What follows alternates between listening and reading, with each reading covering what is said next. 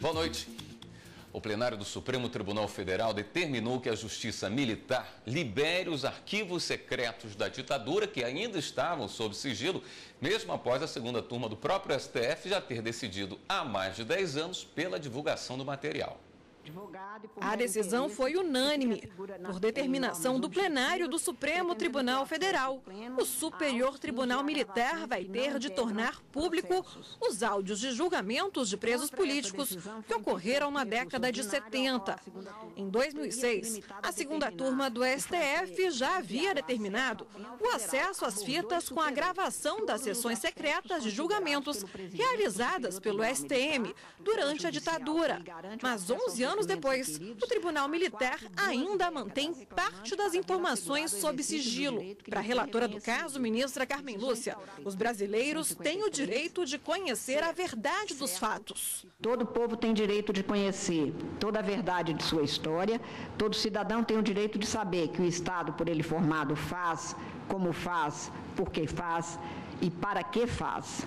Todo povo tem o direito de saber, mesmo nos seus piores momentos, para lembrar para não esquecer e não esquecer para não repetir erros que custaram vidas e que marcam os que foram sacrificados por pais torturados, irmãos desaparecidos, dentre outras atrocidades. Todos os ministros acompanharam o voto da relatora. A publicidade dos atos processuais prevista no artigo 5º, inciso 60 da Constituição, garante o acesso dos interessados às gravações de sessões de julgamento do Superior Tribunal Militar, realizados na época da ditadura, independentemente de sua classificação pretérita. O acesso à informação resguardado apenas o sigilo da fonte, quando necessário, ao exercício profissional. Portanto, não há nenhum tipo de embaraço ao acesso à informação. Outro que me parece muito importante, aplicável diretamente ao caso sob análise, é o dispositivo também do artigo 5º, que consta do inciso 33, e vale a pena também ser lido em voz alta por razões pedagógicas. Estabelece o seguinte: todos têm direito a receber dos órgãos públicos informações de seu interesse particular ou de interesse coletivo ou geral, que serão prestados no prazo da lei sob pena de responsabilidade, ressalvadas aquelas cujo sigilo seja imprescindível à segurança da sociedade e do Estado, que não é o caso, não há nenhum perigo para a segurança da sociedade e do Estado. Assiste a toda a sociedade o direito de ver esclarecidos os fatos ocorridos em período tão obscuro de nossa história. Direito este que, para ser exercido em plenitude, não pode sofrer obstáculos que, na verdade, inviabilizem o acesso ao conhecimento da verdade e à recuperação da memória histórica. Ainda durante a sessão, por maioria, os ministros mantiveram a validade de uma lei de 2010, criada por meio do chamado contrabando legislativo.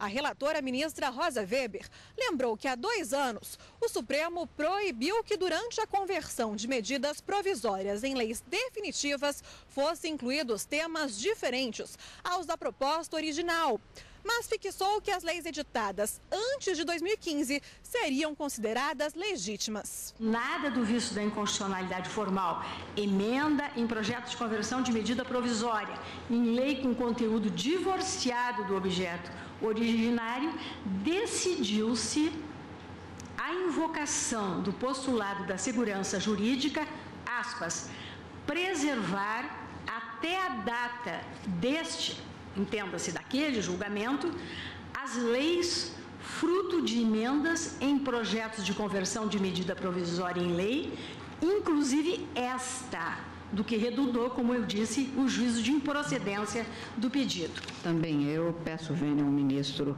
Marco Aurélio para acompanhar a ministra relatora, no sentido de julgar improcedente, em razão da decisão anterior do Supremo, que prevaleceu no sentido por ela indicado, e com isso para se garantir a segurança jurídica, e também acolhendo as observações no sentido da inconstitucionalidade. Entretanto, o julgamento se deu em 2015, o que levou a este resultado que à primeira vista poderia parecer paradoxal, mas que é apenas uma aparência, a meu ver, pois o que se quer é resguardar os princípios constitucionais, especialmente o da segurança jurídica. O plenário também reafirmou a jurisprudência da Corte, no sentido de que os trabalhadores que entrarem na Justiça para reclamar o FGTS não recolhido têm direito a receber os valores referentes aos últimos 5 anos. Havia uma grande discussão se ele deveria ser de 30 anos ou de 5 anos. No entanto, no julgamento do ARE 709-212, o Supremo, revendo a sua jurisprudência consolidada, firmou a tese de que este prazo seria um prazo quinquenal. Portanto, a jurisprudência pacificada do tribunal.